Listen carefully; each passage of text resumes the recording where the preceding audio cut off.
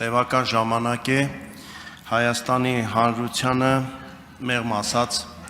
անհանգստացնում են այն կադրերը, որոնք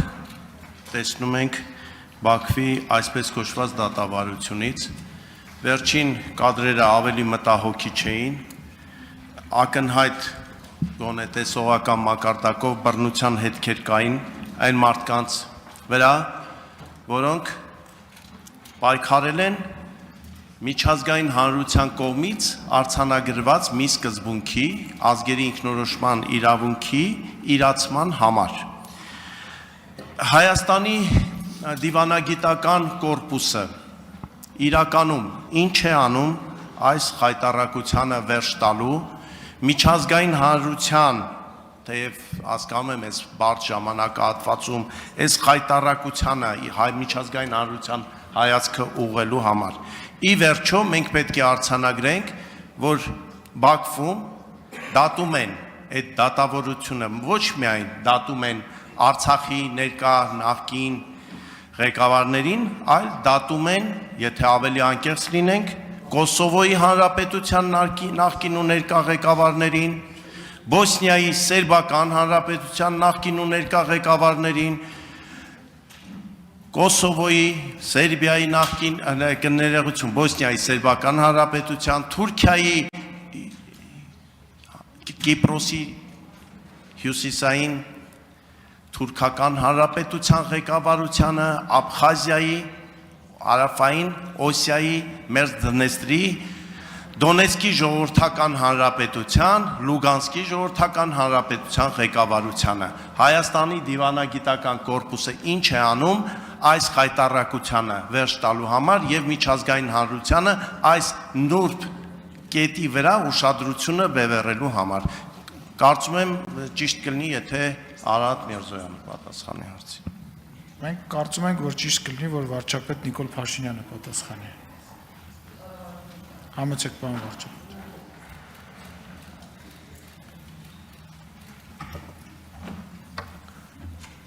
Շնորհակալ եմ պարոն Նազարյան հարցի համար, նախ ուզում եմ, քանի որ ազգային ժողովում է հնչում հարցը, ուզում եմ ընդգծել, որ ձեր բարձրաձայնած մի շարք դեպքերում, այսինքն դեպքերի հաշիվ չանեմ, բայց մենք նման միավորումներ չենք ճանաչում եւ նաեւ ուզում եմ ասել, որ մենք հստակ գնահատական ենք տվել եւ ասել եմ, որ Բաքվում տեղի ունեցող դատավարությունների համատեքստում ես ասել եմ, որ մենք ունենք ինֆորմացիա եւ այդ ինֆորմացիան հիմա արդեն երևում է ակնհայտ, որ օգտագործվում են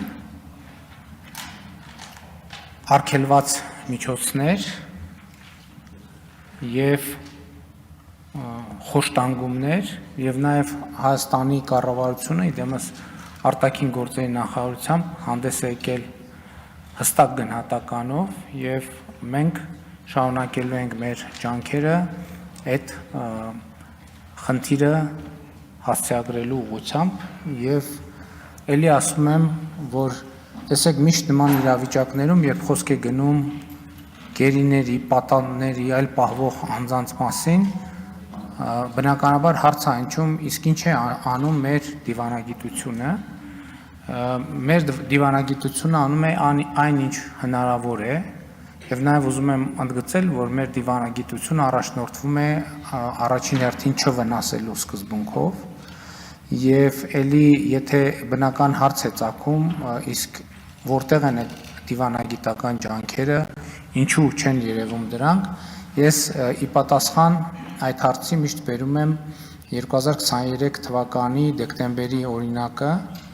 երբ մեր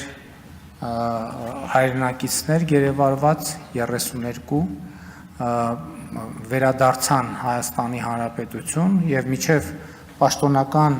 հայտարարության վերջին վարկյանը մենք երբեք չենք ասել կամ որևէ մանրամասն չենք բացահայտել, այդ թվում են պատճառով, որ համոզված ենք եղել, որ նման մանրամասների բացահայտումը նաև կզրոյացնի նախկինում գործադրված ջանքերը եւ դրանց արդյունավետ լինելու հավանականությունը։ Եվ այդ առումով ելի ուզում եմ ասել, մեր գնահատականը հստակ է, որ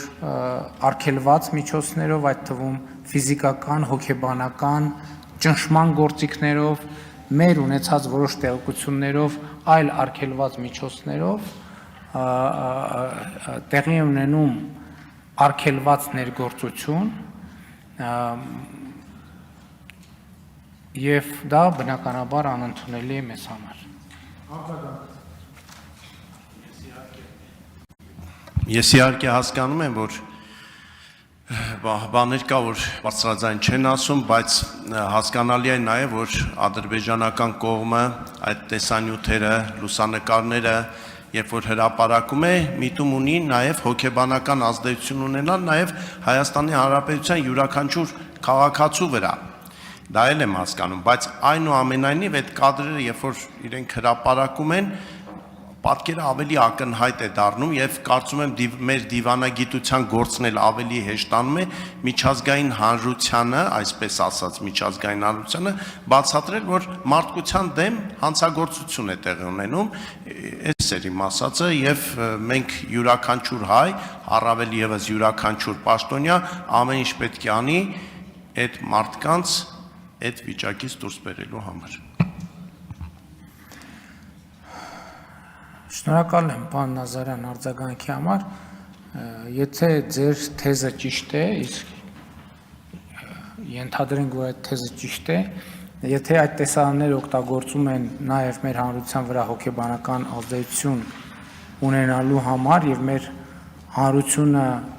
ստացվում է հանրության նկատմամբ հոգեբանական ներգործություն ունենալ, այդ նշանակում է, որ իրենք իրենց խնդիրը կատարում են։ Ես հասկանում եմ, որ իրադրությունը շատ նուրբ է,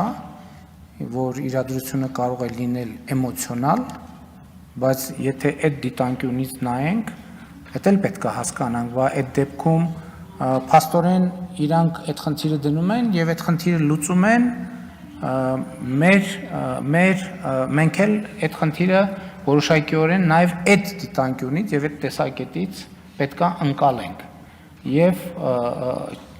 ընդգծեմ, որ այս երկրորդ հատվածը իմ ասացի առաջին հատվածի պատասխանի մեջ որևէ բան իհարկե չի